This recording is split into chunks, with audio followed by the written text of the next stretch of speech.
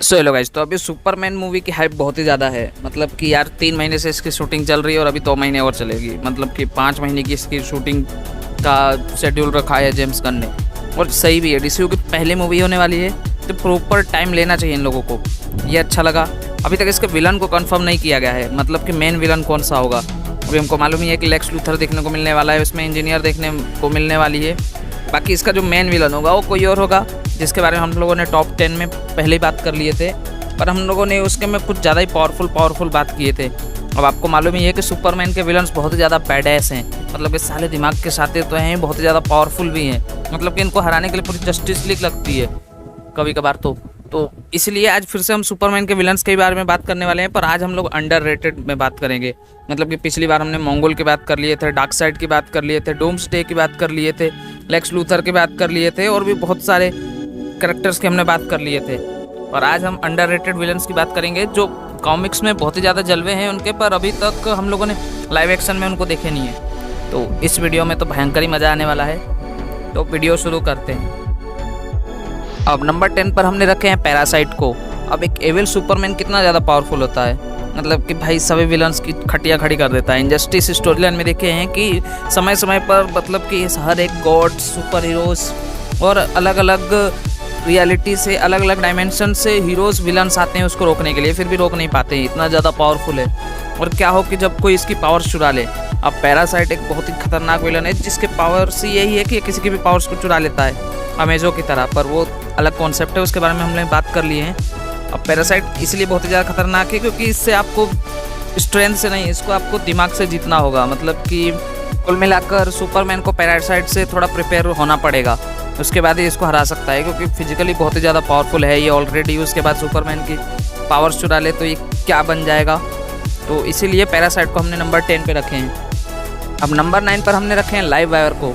अब इसके नाम से पता चल जाता है कि इसके पास करंट से रिलेटेड पावर्स है।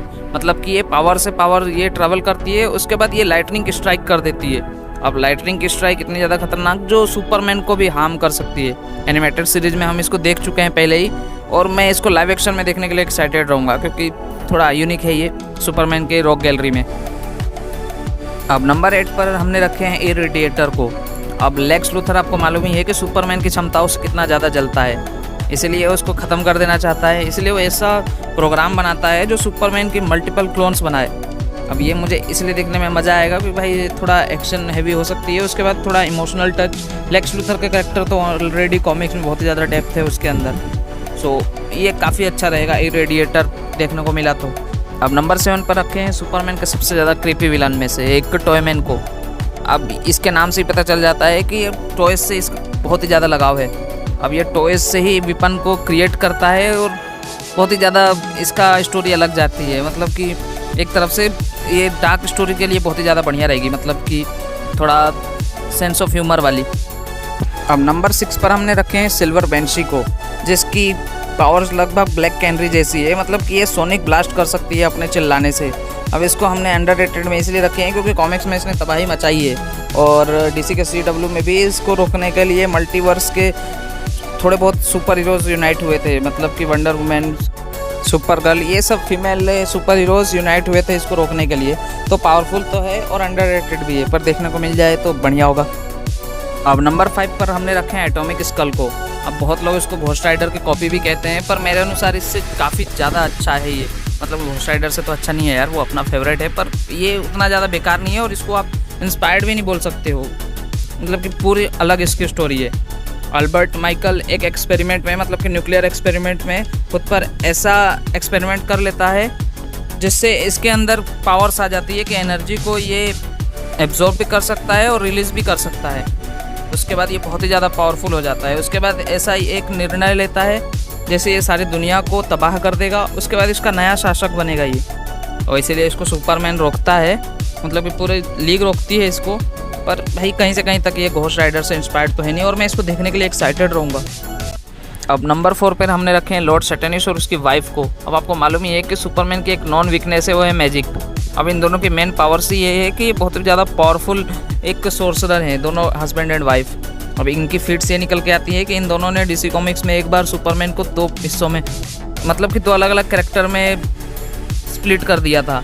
और दोनों के पास एकदम सिमिलर पावर्स भी थी। तो ये कितने ज़्यादा पावरफुल है और लाइव एक्शन में ये दोनों ही देखने को मिल गए तो कितना ज़्यादा अच्छा होगा। मतलब कि सुपरमैन की तो भाई मैयो हो जाएगी, पर फिर भी देखने को मिल जाए तो अच्छा रहेगा और अंडररेटेड है ये। सो मैं एक्साइटेड रहूँगा अगर ये लोग लाइव एक्शन में, अभी नहीं तो फ्यूचर में भी देखने को मिल जाए तो अच्छा रहेगा।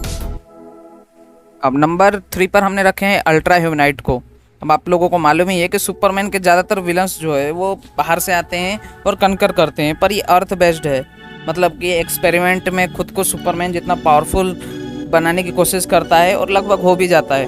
अब ये तो नॉर्मल बात है क्योंकि सुपरमैन अपने लेवल के विलन से हमेशा लड़ता है, पर इसकी खास बात ये है कि ये जो है ये मरना नहीं चाहता, इसीलिए समय समय पर अपने शरीर को बदलता है। मतलब कि अपने ब्रेन को किसी और के ब्रेन से रिप्लेस करता रहता है ये, इसलिए थोड़ा खतरनाक विलन्स में आ जाता है, दिमागिया है। आप लोग इसको second version of Lex Luthor भी कह सकते हो, जिसको लगता है कि सुपरमैन से वह हर प्रकार से बेहतर है और पृथ्वी पर कब्जाने का अधिकार इसका है।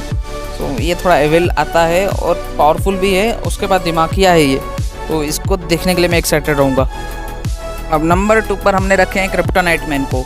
अब कोई भी आपसे पूछेगा कि सुपरमैन की नॉन वीकनेस क्या है, सुपरमैन को कैसे रोकोगे, आप सबको मालूम है कि एक हरा सा पत्थर ले जाओ और उसका खेल ख़त्म, मतलब कि वो नॉर्मल ह्यूमन बन जाता है। अब क्या होगा जब भाई पूरा इंसान ही पूरा क्रिप्टोनाइट से बना हुआ है और क्रिप्टोनाइट से ही जुड़ा हुआ है पूरा, तो भाई सुपरमैन की यहाँ तो कुछ भी नहीं चलेगी।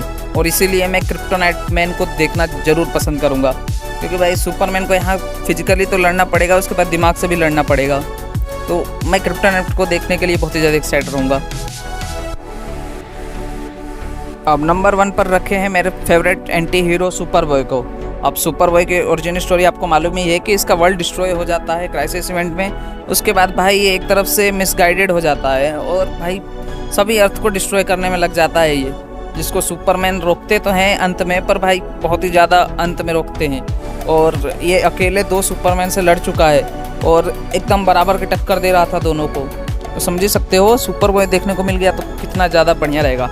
अंत में ये अच्छाई की राह पे जाएगा, पर भाई उसके बीच में जो डिस्ट्रक्शन लाएगा ना वो मज़ा ही आ जाएगा। तो मैं सुपरबॉय को देखने के लिए बहुत ही ज़्यादा एक्साइटेड रहूँगा। बाकी आप लोगों को क्या लगता है, आपका फेवरेट अंडररेटेड सुपरमैन विलन कौन सा है, कमेंट ज़रूर करना। मेरे अनुसार एटॉमिक स्कल सबसे ज़्यादा अंडररेटेड है, पर जो भी हो आप लोग कमेंट ज़रूर करना।